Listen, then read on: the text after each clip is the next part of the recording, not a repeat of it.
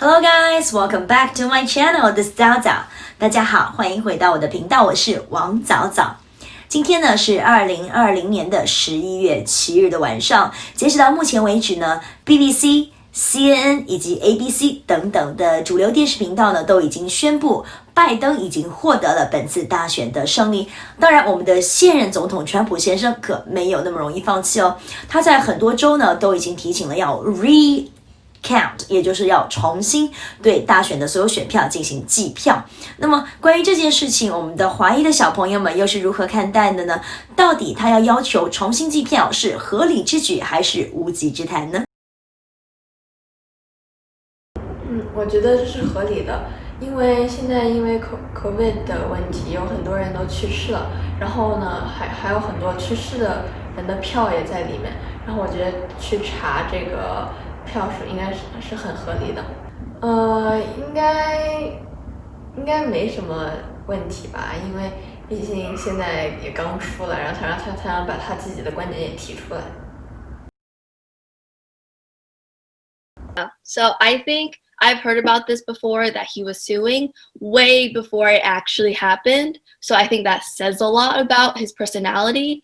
And just, I feel like it's because he's losing that he wants a recount. If he was winning, he would never have asked for this. So I feel like that just says a lot in general as well. So, and if we were to recount, that would take days and weeks and months. So I feel like we can't keep discussing about this election because people, they're like getting so much anxiety, so much stress over this election. So I feel like this has to have a stop, an ending point, someday, sometime. Yeah, there is a possibility that people are going to use false IDs or like deceased IDs, but I'm trusting that the majority of people who are voting aren't the deceased or aren't faking it, because I understand that people want a certain president to win, but I also feel like people are going to stick to what they know as the truth. And like some people are going to say no one's using that. People are going to say yes, they are. There's a possibility. I'm not saying it's not happening, but I'm thinking that it's very few. It's a few amount. So whether or not we do count it, I don't think it's going to make a big change in like who's winning. I feel like I heard that it was going to be done like latest today, Friday. But obviously that's not what's happening. Yeah. I heard that it's like 1 or 2 states that haven't decided yet, but I feel like right now Biden's winning currently. The difference between Biden and Trump, the votes are like getting further and further away, so there's a big difference.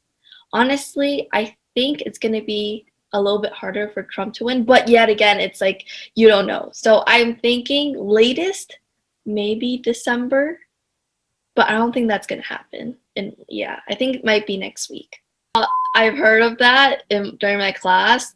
It's an option whether he takes this lightly or if he goes in a whole tantrum about this.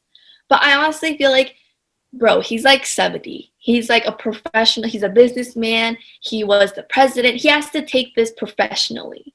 So like, don't make this any harder. Like, just leave, because that's what the people want, even though he might not think that, you know. I hope he doesn't linger in the White House. And then like news everywhere is like Trump not gonna leave. They're gonna build like a different room for him. Honestly, internationally wise, I feel like we really can't count that, because of course people are biased for their own country. So that's like a whole different discussion of like whether they're actually trying to look for the best for America or they want the worst for America so they can benefit themselves. Yeah. So I'm not sure about that, but I do know like people in other like countries, they are watching this election and they're like keeping tabs on what is happening. But like that's nice to hear that people are caring and like people want to know who it is besides America. So that's very heartwarming, I feel like. I think Biden's gonna win because so far right now there's still only 4 states that haven't finished reporting and everything. And I just think like the possibilities for it just isn't enough because Biden and Trump, they have a really big, it's a difference by like, I think 50 or 60 like votes right now. And even with the states that like Trump might get, like Georgia and North Carolina, I think they're a little bit more likely for Trump to get the votes. But like, that's not enough votes. Like, I feel like the ultimate tiebreaker is going to be Pennsylvania and Nevada.